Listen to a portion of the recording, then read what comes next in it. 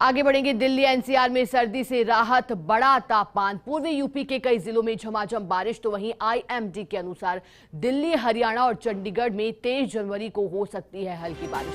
24 से 27 जनवरी के बीच विस्तृत क्षेत्र में हल्की से मध्यम दर्जे की बारिश की संभावना। और जिस तरह से देखिए, लगातार शीतलहर और कड़ाके की ठंड का दौर जारी था। इसी बीच मावठ ने भी दस्तक दी है। न सिर्फ प्रदेश राजस्थान में बल्कि पूरे ही भारत में दिल्ली एनसीआर में सर्दी से राहत मिली है और तापमान बढ़ा है। लेकिन पूर्वी यूपी की बात की जाए तो कई जिलों में झमाझम बारिश देखी गई। और देखिए, जिस तरह से राजधानी दिल्ली में मौसम परिवर्तन होता है, उसका असर कहीं ना कहीं प्रदेश की राजधानी जयपुर में भी देखा जाता है। जयपुर में भी रात के तापमान में बढ़ोतरी हुई।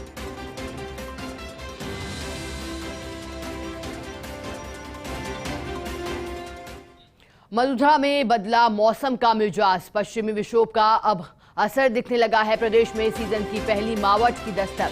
श्रीगंगानगर, हनुमानगढ़ और चूरू में मावठ का दौर। हनुमानगढ़ के रावतसर में 8 मिमी बारिश दर्ज। हालांकि ठंडी हवा चलने से ठिठुरन अब बढ़ गई है। 26 जनवरी तक पूरे प्रदेश को मावठ भिगोएगी। कई इलाकों में ओलावृष्टि की भी आशंका है।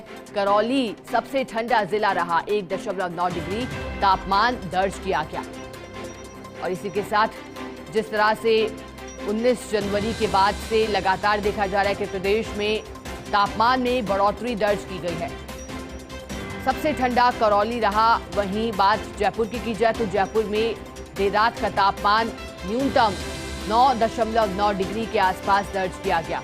अधिकतम तापमान में भी बढ़ोतरी हुई और जहां 17 और 18 डिग्री सेल्सियस अधिकतम तापमान राजधानी जयपुर का बना हुआ था, वो अब 2 से 3 डिग्री बढ़कर 21 डिग्री के आसपास पहुंचा है।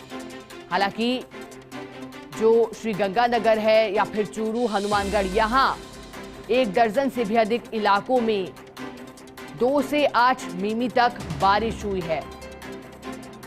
और आधा विंटर सीजन गुजर जाने के बाद अब प्रदेश में मावठ ने दस्तक दी है। हालांकि इस बार विंटर सीजन की शुरुआत जल्द हुई थी। नवंबर में देखा गया था जिस तरह से शीतलहर ने दस्तक दे दी थी, लेकिन उसके बाद कई बार वेस्टर्न डिस्टर्बेंस के असर के चलते शीतलहर से थोड़ी राहत भी प्रदेशवासियों को समय समय पर मिली है। हालांकि 26 जनवरी तक प्रदेश में अलर्ट है कि प्रदेश के कई इलाके ऐसे हो सकते हैं जहां मावठ हो सकती है। लेकिन राहत भी प्रदेशवासियों को,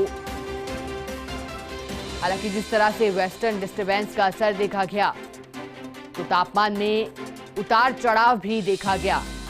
लेकिन देखिए, राहत की बात यह भी कि कोहरे से भी कुछ निजात मिली है वाहन चालकों को, क्योंकि जिस तरह से खास तौर पर सुबह के वक्त या फिर देर रात के वक्त वाहन चलाने में खासा परेशानी का सामना करना पड़ रहा था। अब फिलहाल मौसम कुछ साफ नजर आ रहा है, लेकिन सीजन की पहली मावठ ने दस्तक दी है।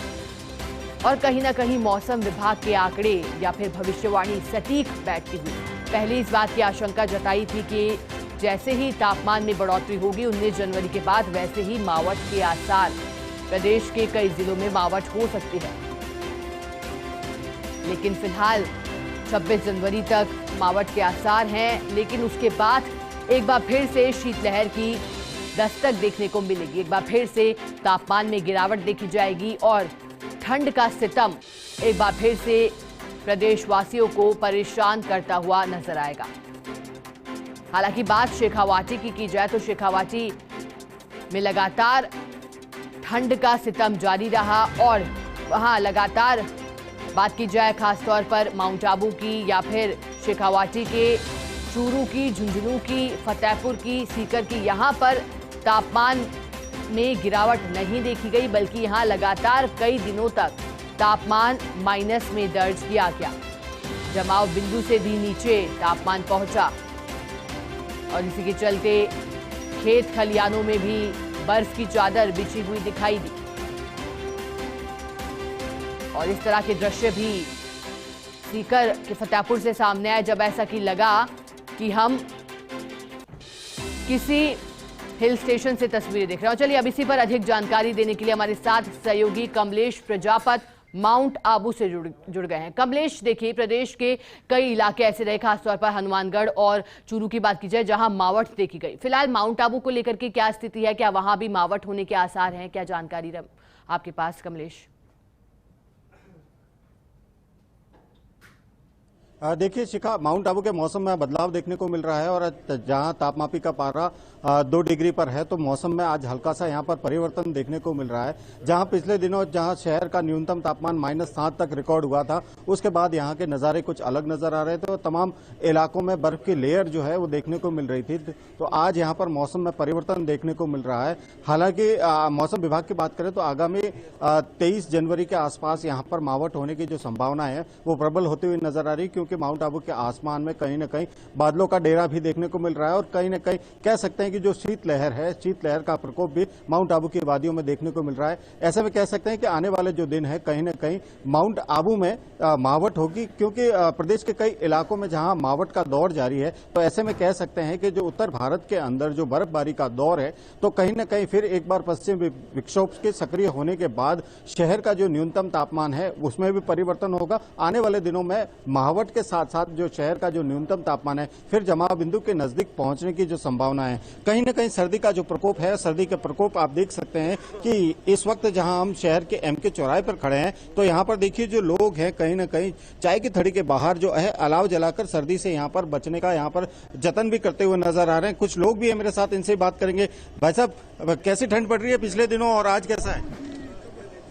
ठंड कैसी पड़ रही है? बहुत ज्यादा ठंडी पड़ रही है। पिछले दिनों माइनस में था, आज कुछ अलग लग रहा है? आज थोड़ा अलग है आज। देखिए यहाँ पर जो तमाम लोग हैं कहीं न कहीं सर्दी से बचने के लिए यहाँ पर अलाव का सहारा ले रहे हैं। सिखा, वहीं आने वाले जो दिन है कहीं न कहीं माउंट आबू में फिर से सर्दी का जो 3rd डिग्री टॉर्चर है वो जारी रहेगा। हम देख पा रहे हैं किस तरह से लोग अलाव का सहारा ले रहे हैं। बने रहेगा हमारे साथ। श्री गंगानगर से हमारे साथ सुनील सिहाग भी बने हुए हैं। सुनील, श्री गंगानगर में मावठ देखी गई है, खासतौर पर 1 दर्जन से भी अधिक इलाके ऐसे बताए जा रहे हैं जहां मावठ देखी गई। कैसा नजारा श्री गंगानगर में देखा गया जब एक तरह से सीजन में पहली बार मावठ ने दस्तक दी? सुनी।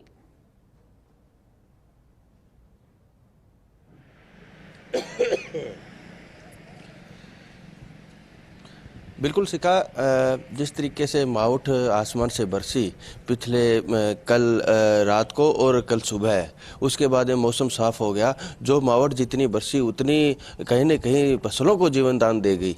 जो सरसों की फसल है वो पाले से अधिक ज़्यादा ठंड से बहुत ज़्यादा कमज़ोर हो चुकी थी। करीब 15% अनुमान बताया जा रहा है जो फसलें खराब होगी, तबाह होगी ज़्यादा ठंड की वजह से।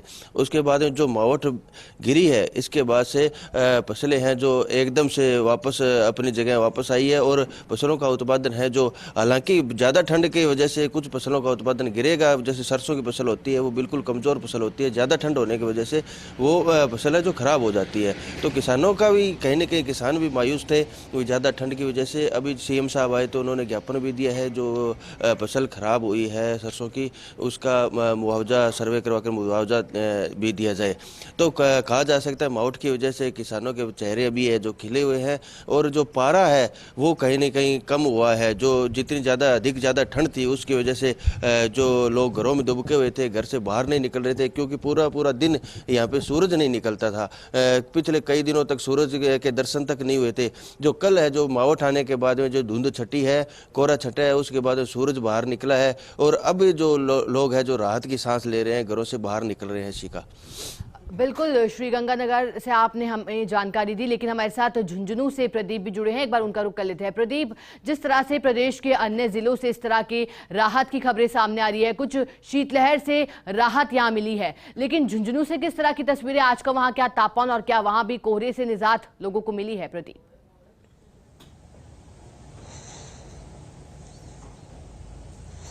बिल्कुल शिखा, मैं आपको बताना चाहूँगा कि झुंझुनू में भी शीतलहर के बाद एक दिन का जरूर अंतराल मिला था, लोगों को आमदन की राहत मिली थी, तापमान में गिरावट दर्ज हुई थी, लेकिन एकाएक के यहाँ अल सुबह आज कोहरा छा गया है, घना कोहरा छाया हुआ है।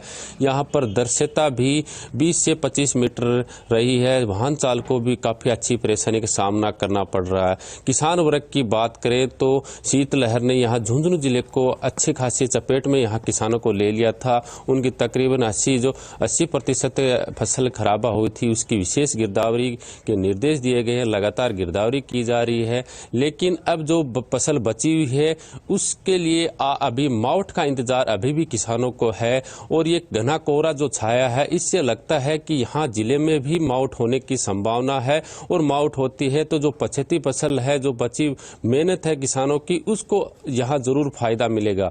और मेरे पीछे आप देख सकते हैं कि यहाँ घना कोहरा छाया हुआ है, यहाँ के जो पेड़ हैं वो भी यहाँ पर दिखाई नहीं दे रहे। झुंझुनू शहर के बाहर का इलाका आप देख रहे हैं, यहाँ पर तस्वीरों के माध्यम से यह घना कोहरा छाया हुआ है। अल सुबह अधिकतर कोहरे से आम जनजीवन जरूर अस्त व्यस्त है। और तापमान की बात करें तो यहाँ तापमान में 4 से 5 डिग्री की जरूर बढ़ोतरी हुई है। अधिकतम तापमान यहाँ 23 डिग्री दर्ज किया गया है, तो वही न्यूनतम तापमान 6 से 7 डिग्री दर्ज किया गया है। जी शिखा। प्रदीप, बिल्कुल आप जिस तरह से हमारे साथ तस्वीरें साझा कर रहे हैं, देख पा रहे हैं कि कोहरे के चलते विजिबिलिटी बहुत कम हुई है।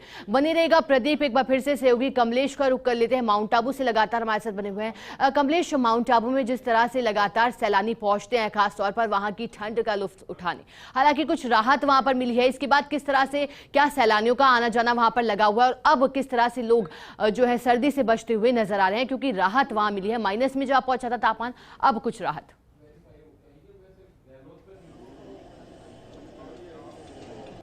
देखिए शिखा, आज कहीं ना कहीं माउंट आबू के मौसम में आज राहत देखने को मिल रही है। और इस राहत की वजह कहीं ना कहीं पश्चिमी विक्षोभ के फिर से सक्रिय होने के बाद जो नज़ारे होंगे अलग नजर आएंगे, क्योंकि माउंट आबू के अंदर जो सर्दी का सीजन होता है खास महत्व रखता है। और इस सर्दी के सीजन में जो टूरिस्ट का आना लगातार माउंट आबू जारी रहता है। चूंकि आज शनिवार और वीकेंड है, कल वीकेंड है, उसके बाद यहाँ पर जो सैलानियों के आने का क्रम है वो लगातार जारी रहेगा, क्योंकि सर्दी के जो शौकीन लोग हैं कहीं ना कहीं माउंट आबू का रुख करते हैं। एक नजारा और दिखाना चाहूंगा, कुछ लोग यहाँ पर देखिए जो बैठे हैं अलाव का सहारा ले रहे हैं, क्योंकि सर्दी का सितम माउंट आबू में जारी है। और इस सर्दी से सितम की वजह से कहीं ना कहीं अपने को बचाने के लिए यहाँ पर लोग अलाव का सहारा ले रहे हैं। दूसरी तरफ चाय की थड़ी है, चाय की थड़ी पर आप देखिए जो सैलानी है वो भी पहुंचे हैं, स्थानीय लोग भी पहुंचे, क्योंकि माउंट आबू में सर्दी का जो सितम है और सर्दी के सितम की वजह से कहीं ना कहीं बिल्कुल कमलेश, सर्दी का सितम जारी है। आगे भी आपसे जानकारी लेंगे प्रदेश में किस तरह की ठंड पड़ रही है। फिलहाल के लिए आपका बहुत बहुत शुक्रिया हमारे साथ जुड़ने के लिए और पूरी जानकारी के लिए सभी सहयोगी का बहुत बहुत धन्यवाद।